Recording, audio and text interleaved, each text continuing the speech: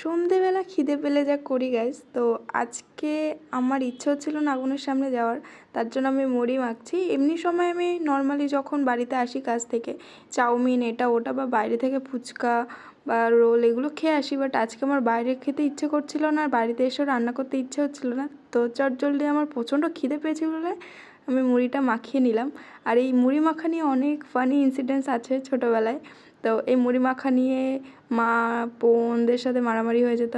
তো বোন কী করতো ছোটোবেলায় মুড়িগুলোর চানাচুরগুলো বেছে খেয়ে মুড়িগুলো রেখে দিত। এই নিয়ে প্রচণ্ড মারামারি হতো ওর সাথে। আর তার সাথে মাকেও বলতাম হ্যাঁ ওকে বেশি ভালোবাসো, কিন্তু সেই দিনগুলো এখন আর নেই। এখন তাদেরকে সবাইকে ছেড়ে আমাকে একাই থাকতে হয়, কারণ আমি একটা কাজ করি, তার জন্য আমাকে সবাইকে ছেড়ে থাকতে হয়। কষ্টও হয়, বাট কিছু করার নেই, লাইফে কিছু করতে গেলে কিছু হারাতেই হয়। তো আমি মুড়ি মাখা খাই, আর তোমরা আমার চ্যানেল লাইক কমেন্ট সাবস্ক্রাইব করে দাও। টাটা।